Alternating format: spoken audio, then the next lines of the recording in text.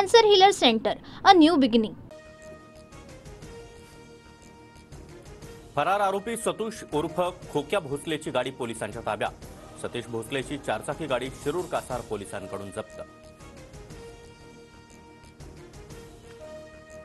200 सोडा एकही हरिण मारलं नाही। पोलिसांना शोध असलेला खोक्या उर्फ सतीश भोसले TV9 वर ढाकणे पिता पुत्रांना मारहाणीचा इन्कार। उलट हॉस्पिटलमध्ये नेल्याचा खोक्याचा दावा।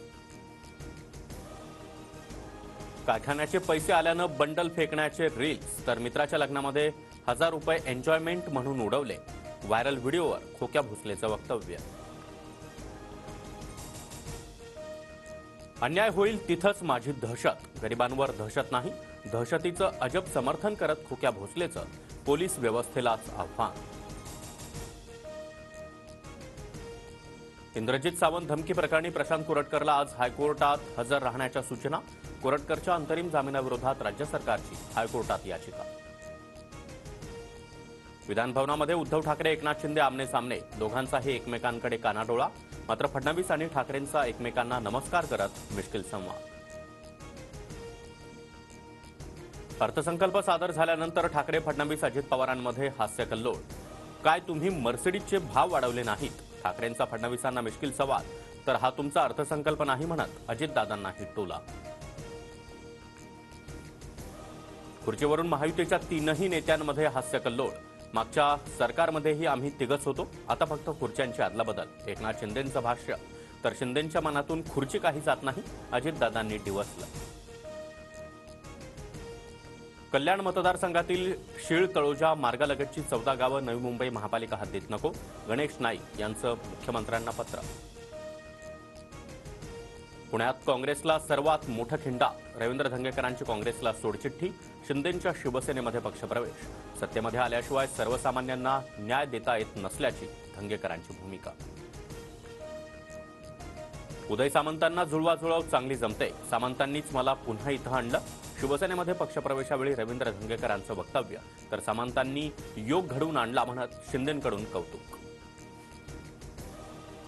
योजना सुरू ठेवण्यासाठी आर्थिक शिस्त गरजेची, लाडक्या बहिणींना एप्रिल महिन्यात देखील 1500 मिळणार। 2100 बाबत जेव्हा घोषणा करू त्याच्या पुढच्या महिन्यापासून ते पैसे मिळतील, मुख्यमंत्री फडणवीसांची माहिती। लाडक्या बहिणींपेक्षा लाडक्या कॉन्ट्रॅक्टर्सकडे सरकारचं लक्ष, कॉन्ट्रॅक्टरनी संपूर्ण अर्थसंकल्प गेला, महाराष्ट्र खड्ड्यात घालण्याचं काम सुरू, उद्धव ठाकरेंची टीका। मुख्यमंत्री बळीराजा योजनेमध्ये शेतकऱ्यांसाठी 45 लाख कृषी पंपांना मोफत वीज, अर्थमंत्री अजित पवारांची घोषणा।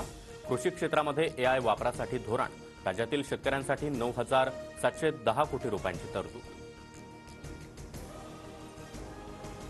पुण्यामध्ये भर रस्त्यात मद्यधुंद अवस्थेत अश्लील कृत्य केल्याचं प्रकरण, आरोपी गौरव अहुजाला 1 दिवसाची पोलीस कोठडी, तर मित्र भाग्येश ओसवालला 1 दिवसीय न्यायालयीन कोठडी।